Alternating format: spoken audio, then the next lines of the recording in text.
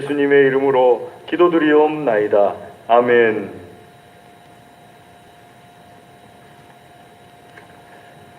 옛날에 어느 마을에 검은 수탉과 붉은 수탉이 살았습니다. 둘이 상당히 사이가 좋았어요. 이 검은 수탉과 붉은 수탉이 서로 우애 있게 지내고 있는데 어느 날 아주 예쁜 암탉이 나타났습니다. 이 검은 수탉과 붉은 수탉이 이 예쁜 암탉을 사랑하게 됐어요. 서로 간에 똑같이 예쁜 암탉을 사랑하다 보니까 이 검은 수탉, 붉은 수탉이 사이가 벌어지게 됐어요. 어느 날 둘이 말하기를 우리 암탉은 한 마리고 우리는 둘이니까 둘 중에 하나를 택하게 하자. 우리가 싸우자. 싸워서 이긴 닭이 저 예쁜 암탉을 차지하는 걸로 하기로 하자. 그래서 동네에 있는 모든 닭들을 모아놓고 그 닭들 앞에서 둘이서 아주 치열하게 싸우기 시작했습니다. 검은 수탉, 붉은 수탉이 열심히 싸워서 결국 검은 수탉이 이겼습니다. 붉은 수탉은 호쾌하게 내가 졌다. 저 암탉은 이제부터 너의 차지다. 그러고 물러갔어요. 검은 수탉이 너무 신이 나가지고 좋아서 한순간에 푸드덕거리면서 지붕 위로 올라갔습니다. 그리고 지붕 꼭대기에서 하늘을 향해서 꽃게 하면서 아주 그냥 크고 우렁찬 목소리로 자기가 이겼다고, 암탉을 차지했다고 크게 꽃기호 하는데 그 꽃기호 소리가 너무 커가지고 잠자고 있던 독수리를 깨웠어요.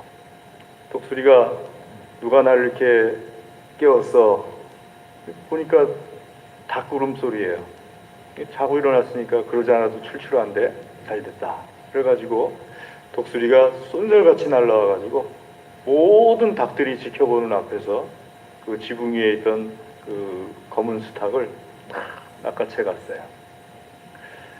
이솝이라는 분이 쓴 우화인데요. 이분이 늘 그 교만에 대해서 경고를 합니다. 굉장히 자주 교만에 대해서 경고를 하는데 이 교만하면 결국 이 검은 수탉처럼 된다 하는 것을 말해주려고 이솝이라는 사람이 우화를 쓴 겁니다. 자, 그런데 오늘 하나님께서도 성경에서 말씀하시기를 교만은 패망의 선봉이다 하고 잠언 16장에 말씀하고 있습니다. 교만한 사람이 얻는 것은 욕밖에 없다 하고 잠언 11장에 말씀하고 있고요. 또 교만은 다툼만 일으킬 뿐이다 하고 잠언 10장에서 말씀하고 있습니다.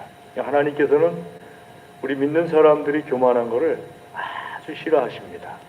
교만은 하나님께서 굉장히 싫어하시는 것이고 교만한 사람은 결국 멸망하게 된다는 것을 하나님께서 늘 말씀하십니다. 이 교만이 뭐냐 하게 될 때 구약 성경에서 교만하고 찾아보시면은 두루뭉실하게 표현합니다. 히브리 사람들은 우리랑 비슷해요. 그냥 교만 그러면 교만인 거예요. 알아들으라 하는 그냥 교만 그러면 두루뭉실하게 다 알아들어요. 근데 신약 성경에서 교만은 구체적으로 교만이 뭐라는 것을 단어 뜻에 표현하고 있는데요. 두 가지가 합쳐지게 되면 교만입니다. 첫 번째는 잘난 척하는 거예요. 내 자신에 대해서 과신을 하고 내가 제일 잘났어 하는 그런 마음을 또 그런 말을 하는 것, 행동을 하는 것, 그 교만이 첫 번째 조건이고 근데 이것만 있다고 해서 교만이 아니에요. 두 번째가 있어야지 교만인데 두 번째는 여기에다가 내 상대를 아픔을 주는 거예요. 우리 말하자면 상처를 준다고 그러죠. 나 혼자 방 안에 앉아가지고 내가 실컷 나 잘났어, 나만 한 사람 없어 아무리 해도 교만한 게 아니에요. 교만이라는 것은 상대방에게 그렇게 하는 생각, 그렇게 하는 말, 그렇게 하는 태도로 아픔을 주는 겁니다. 그걸 상처 준다고 표현했는데 그 상대방이 사람인 경우도 있고 보통 우리는 사람으로 생각하는데 상대방이 하나님일 때도 있습니다. 하나님께 대해서 교만할 때 하나님께서는 그 사람을 멸망시키십니다. 왜냐하면 하나님에게 아픔을 주는 거니까요. 교만이라는 것이 나 잘났어 할 뿐만 아니라 상대방에게 아픔을 주는 거기 때문에 내가 하나님께 아픔을 드리는 것이고 내가 하나님께 상처를 주는 거기 때문에 하나님께서는 아픔을, 사람은 자기가 보기에 낮은 사람한테 교만한 거니까 아파도 나에게 뭔가를 하지 못하는 경우가 있는데 하나님은 나보다 낮으신 분이 아니시잖아요. 하나님을 아프게 해드리고 하나님께 상처를 드릴 때 하나님께로부터는 나에게 더 큰 문제가 발생하게 되는 거죠. 그러니까 우리가 예수님 믿는 사람들이 교만하지 말아야 됩니다. 사람 앞에서든지 특별히 하나님 앞에서든지 교만하지 말아야 됩니다. 그게 결국 나를 망하게 하는 거예요. 자, 오늘 말씀에서 하나님께서 말씀하신 두로왕에 대한 말씀입니다. 2절 말씀에 있는 것처럼 인자야 너는 두로왕에게 이르기를. 두로라는 나라가 있었습니다. 예전에. 근데 이 나라가 굉장히 부자였어요. 로마보다도 부자였고 또 뭐 헬라보다도 부자였고 바벨론, 아수르, 두로라는 나라가 제일 부자였어요. 여러분 잘 아시는 것처럼 우리 성경에 솔로몬이 성전을 지을 때 두로왕 히람에게 사람을 보내가지고 성전을 지을 수 있는 사람들도 보내달라고 그러고 또 목재도 보내달라고 그러고 이렇게 도움을 청하는 모습을 우리가 성경에서 보지 않습니까? 이 두로라는 나라가 엄청난 큰 재력을 가지고 있었는데 이 왕이 말합니다. 나는 지혜가 많아가지고 다니엘처럼 지혜가 많아가지고 내가 이렇게 큰 재산을 모을 수가 있었다. 우리가 이렇게 엄청난 부자가 될 수가 있었다. 그러면서 한마디 합니다. 나는 신이다 하고서 2절 중간쯤 보면 나는 신이다 하고 말을 합니다. 자기를 신이라고 하는 왕들이 종종 있습니다. 최근에는 일본 왕이 자기를 신이라고 그랬죠. 지금도 신이라고 하고 그 자기한테 이렇게 제사 지내게 합니다. 태국 왕도 자기를 신이라고 그럽니다. 또 로마 황제도 자기를 신이라고 했어요. 그리스 황제도 자기를 신이라고 그랬고요. 또 우리가 멀리까지 올라가 보면은 이 신이라고 하는 사람 왕들이 얼마나 많은지 몰라요. 근데 두로도 마찬가지로 자기를 신이라고 했어요. 이 왕이 자기를 신이다 하고 말을 하고 난 지혜가 너무 뛰어나서 다니엘보다 뛰어나가지고 내 마음속에 있는 모든 것이 하나님의 생각이다 하고서 얘기를 했어요. 자, 그러자 하나님께서 두로 왕에게 말씀하시기를 이 교만한 왕 내가 가만두지 않겠다 하고서 6절 뒤에 보시면은 내 마음이 하나님의 마음 같은 채 하였으나 7절에 보게 되면은 이방인 곧 여러 나라의 강포한 자들을 몰고 와가지고 내가 너를 죽임을 당하게 하고 또 그 칼 앞에서 너 자신이 신이 아니라는 것을 보여주겠다. 그 사람, 그 죽임을 당하는 그 사람들 앞에서도 9절 내가 하나님이라고 말할 수 있나 없나 한번 두고 보자. 그러고서 두로가 큰 멸망을 당하게 되는데 아수르라는 나라가 두로를 침입합니다. 아수르 하면은 이스라엘을 멸망시킨 나라죠. 북이스라엘을. 또 아수르라는 나라가 침입해서 두로가 완전히 그냥 납작해졌는데 뒤를 이어서 바벨론이 또 일어났을 때 바벨론은 자기를 좀 이렇게 해방시켜 줄 줄 알았어요. 근데 바벨론이 또 두로를 그 자기 나라로 만들어 버립니다. 바벨론 멸망하고 나서 페르시아가 일어났는데요. 페르시아가 또 두로를 멸망시켜요. 페르시아 멸망시킨 왕이 있었죠. 알렉산더 대왕, 헬라의 알렉산더 대왕이 일어났는데 이때는 완전히 두로가 황폐화돼 버립니다. 두로에 있던 모든 건물들을 부셔가지고요. 그 돌들, 그 건물 재료들을 가지고 해안 도로를 만들어 버렸어요. 알렉산더 대왕이. 그러니까 두로라는 나라가 지금은 어디에 있었는지 그런 것도 아주 희미해져 버렸어요. 두로에 대해서 예수님께서 예언하신 말씀도 우리가 알고 있을 정도로 그 유명했던 나라가 그냥 완전히 폐허가 돼버리고 지금은 두로가 어느 나라인지도 모르죠. 자, 이렇게 하나님께서 만들어 버리셨어요. 그 이유는 단 한 가지였습니다. 두로가 자기에 대해서 나는 신이다 하면서 말을 했기 때문이에요. 그럼 두로가 자기를 신이라고 표현한 이유는 딱 한 가지 때문이었어요. 경제적인 성공 때문이었습니다. 나이가 엄청나게 많은 돈을 벌었다. 내가 가지고 있는 특별한 지혜를 가지고서 엄청나게 많은 돈을 벌었기 때문에 나는 신이다 하고 말을 했어요. 여러분, 우리가 이 두로 왕을 우리에게 적용해 보게 될 때 오늘날 우리 믿지 않는 사람들은 똑같습니다. 비교할 것조차 없어요. 믿지 않는 사람들 생각이 똑같아요. 제가 차를 바꿨습니다. 왜 바꿨냐면은 제가 한 9년, 원래 5년 된 차를 사서 9년 탔으니까 이제 14년 된 차였는데, 이 차가 어느 날 신방을 갔다 오다가 신방대원들하고 같이 도로를 달리는 중에 엔진이 꺼져 버렸어요. 그래가지고 그 1차선을 달리고 있었는데 2차선을 보니까 트럭이 오고 있어요. 뒤에 보니까는 차들이 따라오고 있어요. 자, 엔진이 꺼져 버려가지고 차는 점점 달리던 속도로 쭉 이 속도가 줄어들고 있는데, 주여, 하나님께서는 주여 하실 때 또 좌회전기를 주시더라고요. 마침 좌회전해야 돼가지고 주여 하면서 좌회전으로 들어갔어요. 그 신호등 앞에서 차를 딱 세운 다음에 같이 있던 신방대원들에게 그제서 얘기했습니다. 엔진이 꺼졌네요. 그리고 얘기를 했어요. 그랬더니 신방대원들은 아유, 신호등 앞에서 꺼졌나 보군요. 서 있다가. 그런데 그게 아니고 달리다가 그냥 엔진이 꺼져 버렸어요. 겁이 나잖아요. 교회에다가 말씀드리고 또 장로님들께 말씀드려가지고 차를 다시 한 2년 된 차를 또 샀습니다.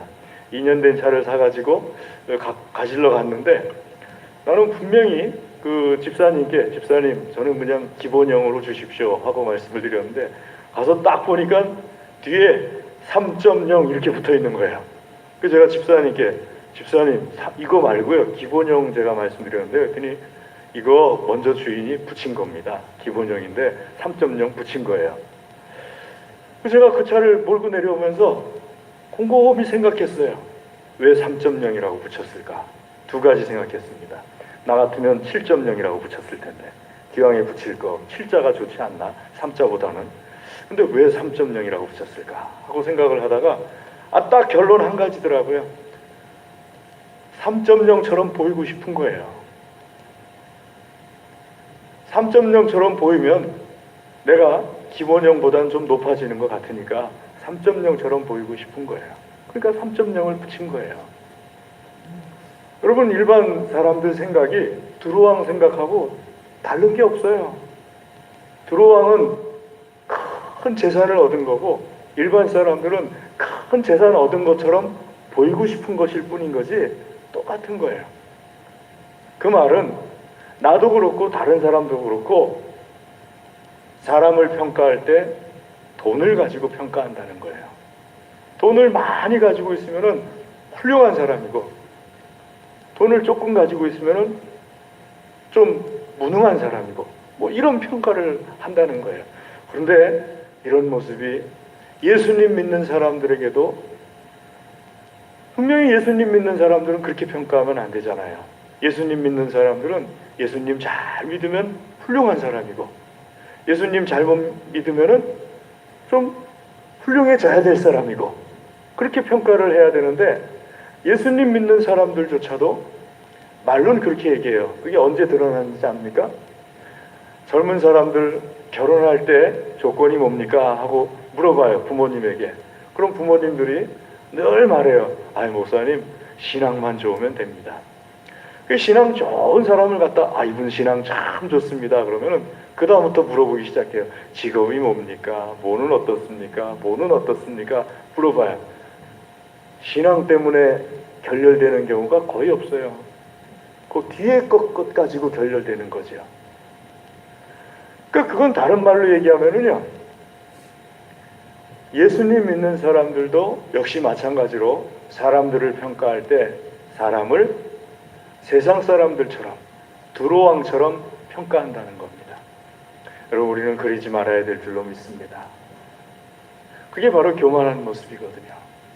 그 교만하게 되면은 하나님께서 예수님 믿는 사람이라 할지라도 대적하세요. 베드로전서 5장 5절에 말씀하신 것처럼 하나님께서는 교만한 자를 대적하시고 겸손한 자에게 은혜를 베풀어 주신다 하고 말씀하셨지 않습니까? 근데 이 말씀을 야고보서 4장 6절에 똑같이 말씀하셨어요. 하나님께서는 교만한 사람을 대적하시고 겸손한 사람에게 은혜를 베풀어 주신다. 그러니까 우리 예수님 믿는 사람들은 교만하지 말아야 됩니다. 두루왕이 교만하다가 멸망받은 것처럼 예수님 믿는 사람도 교만하게 되면은 우리가 소유했다고 여기는 것들을 다 잃을 수가 있습니다. 예수님께서 누가복음에 말씀하시기를 두루왕하고 비슷한 사람 얘기했지 않습니까? 크게 농사져 가지고 소출을 크게 얻어 가지고 그걸 창고를 다시 짓고 그 창고 안에다가 다 집어넣은 다음에 야, 이제 내가 엄청나게 많은 것을 벌었으니까 편안하게 자자. 그때 예수님 말씀하시기를 어리석은 사람아, 오늘 밤 하나님께서 너를 데려가시면은 너가 쌓아놓은 그 엄청난 소출이 무슨 소용이 있느냐. 지혜로운 사람이라면은 하나님을 생각하고 하나님 앞에 교만하지 말고 겸손해야 된다 하는 말씀이 그 안에 담겨져 있는 거죠. 그러니까 교만하지 말아야 됩니다. 그럼 어떻게 하면 교만하지 않을까요? 그 말은 다른 말로 하면은요, 어떻게 하면 겸손할 수 있을까요? 하는 말하고 똑같은 말입니다. 왜냐하면은 겸손하게 되면은 교만하지 않잖아요. 교만하면은 겸손하지 않게 되는 거고요. 그러니까 겸손한 방법이 무엇일까? 겸손하게 되면은 내가 교만하지 않게 되니까는요. 어떻게 하면은 겸손할 수 있을까? 교만해가지고 사람들이 다 잘못됐는데 우리가 잘 알고 있는 아담과 하와 창세기 5장 3장 5절 말씀 6절 보게 되면은 하와가 뱀이 사탄이 하와에게 접근합니다. 그리고 선악과를 보여줘요. 말합니다. 이거 먹으면 너도 하나님처럼 된다. 하나님처럼 된다는 말에 솔깃해가지고 선악과를 보니까 선악과가 보암직도 하고 먹음직도 하고 지혜롭게 할 만큼 탐스러운지라 선악과 보는 관점이 확 바뀌어버려요. 하와가 자기도 먹고 옆에 있는 아담에게도 주어서 먹게 하고 결국 에덴 동산에서 쫓겨나가지고 죽음이라는 것은 멸망이라는 것이 이 아담과 하와에게 임하게 되지 않습니까? 교만했기 때문입니다. 바벨탑 교만했기 때문이에요. 하나님처럼 높아지려고 탑을 쌓았어요. 하나님께서 주신 멸망이 뭡니까? 언어가 흐트러지게 한 거예요. 말만 다르면 언어가 다른 것도 아니에요. 하나님께서 철저하게 언어가 흐트러지게 하셔가지고 똑같은 한국말을 써도 말을 못 알아듣게 만들어버렸어요. 한참을 같은 한국말 쓰는 사람끼리도 한참을 서로 설명해야지 알아들어요. 하나님께서 교만한 인류를 바벨탑 사건을 통해서 멸망시킨 사건이죠. 히스기야는 더 안타깝습니다. 여러분, 히스기야가 얼마나 훌륭한 왕입니까? 간절히 기도해가지고 아수르 군대 18만 5천 명을 하룻밤 사이에 천사를 하나님께서 보내게 하셔가지고 멸망시킨 왕이에요. 중병, 죽을 병에 걸렸어요. 3일 동안 밖에 못 살겠다 하고는 말씀을 듣고 또 간절하게 하나님께 매달려서 하나님께서 15년을 연장시키는 생명 기적을 받아낸 왕이 히스기야 왕입니다. 하나님 앞에 유월절 제사 지내고 하나님 앞에 열심히 섬기려고 했던 왕이 히스기야 왕인데 생명을 연장받고 나서 교만해져 버려요. 차라리 생명 연장받지 않았을 때는 겸손한 왕이었는데 생명 딱 연장받고 나니까 우리 예수님 믿는 사람들 가운데 그런 경우 종종 있잖아요. 좀 전까지는 겸손했는데 하나님께서 은사를 확 내려주니까 교만해지는 사람. 좀 전까지는 괜찮았는데 하나님께서 확 축복해주니까 교만해지는 사람. 히스기야가 그랬어요. 그 15년 연장받고 난 다음에 2년째 되는 해 므낫세라는 아들을 낳는데요. 므낫세라는 아들 때문에 나라가 망하게 되죠. 이 므낫세는 히스기야에게 교만한 것 뺏기는 배운 게 없어요. 그러니까 우리가 겸손해야 돼요. 겸손해야 합니다. 오후 예배쯤 정도만 돼도 옆 사람에게 겸손해야 합니다 하자고 그럴 텐데 오전 예배는 조금 어려워가지고 그렇게 못하는데 겸손해야 되는 줄로 믿습니다. 자, 겸손하려면요 어떻게 해야 되느냐? 게리 토마스라는 분이 계십니다. 이분이 자기 책에다가 겸손해지는 방법, 교만해지지 않는 방법 6가지를 딱 했어요. 첫 번째, 겸손해지려면은 초점을 바꿔야 된다. 두 번째, 겸손해지려면은 받은 자세를 취해야 된다. 세 번째, 겸손해지려면은 경험을 통해 배워야 된다. 네 번째, 자신을 비우고, 다섯 번째, 겸손을 실천하고, 여섯 번째, 자존감을 잃지 않도록 해야 된다. 이 6가지를 얘기했어요. 그래서 제가 하나님 말씀과 비추어 가지고 이 중에서 4가지를 골라봤습니다. 그리고 제가 한 가지를 더 첨가를 했어요. 첫 번째, 겸손해지려면요, 초점을 바꿔야 됩니다. 초점을 바꾸는 게 왜 중요하느냐? 초점이 바뀌면은 겸손해지거든요. 가령 말이죠. 여기 한 1m 정도 되는 나무떼기가 하나 있습니다. 짝대기를 하나 다 갖다 놨어요. 1m 정도 되는 거. 자, 1m 정도 되는 이 짝대기, 자르서도 아니고 칼로 잘라서도 아니고 무릎팍으로 팍 꺾어서도 아니고 이 짝대기를 짧게 만드는 방법이 뭘까요? 한 가지 방법, 아주 간단한 방법이 있습니다. 옆에다가 1m 이상 되는 짝대기 하나 갖다 놓는 거예요. 그러면 순식간에 1m 짝대기가 작은 짝대기가 돼버려요. 옆에 있는 짝대기 때문에. 초점을 바꾸라는 거는요, 내가 지금 교만한 이유는 내가 1m 되는 짝대기라고 생각하신다면은 내 옆에 맨 90cm 짝대기, 80cm 짝대기, 85cm, 95cm 이런 짝대기들만 쳐다보는 거예요. 초점이 거기 있는 거예요. 그러니까 교만해지는 거예요. 아이고 조그만한 것들 같으니라고 이렇게 교만해지는 거예요. 근데 내 시선을 1m 이상 나보다 큰 존재에다 딱 두면은요, 내가 작아지는 거예요. 하나님을 딱 생각하면은 내가 작아지는 거예요. 어느 씨름 선수 출신 배우가 키가 2m 7cm입니다. 엄청 큰 거잖아요. 키가 2m 7cm면. 그런데 어느 날 자기 후배가 자기를 찾아왔대요. 이 후배가 자기보다 10cm가 더 큰 후배랍니다. 최홍만이라고 2m 17cm더래요. 순식간에 자기가 작아지더래요. 하나님께 초점을 맞추게 되면은요, 내가 작아집니다. 작아지면은 내가 작은 자라는 걸 알게 되면은 겸손해지게 되어 있어요. 사랑하는 교회 여러분, 하나님을 바라보셔야 돼요. 내가 참 잘했다 생각할 때 예수님 바라보셔야 돼요. 내가 참 능력 있다 생각할 때 성령님 바라보셔야 돼요. 그럼 겸손해집니다. 두 번째는요, 받은 자세를 취해야 됩니다. 많은 돈을 벌었어도 그거 내가 한 거 아닙니다. 하나님께서 나에게 주신 겁니다. 이 자세를 가지셔야 돼요. 큰 건강이 있어도 내가 건강한 게 한 거 아닙니다. 하나님께서 나를 건강하게 해주셨습니다.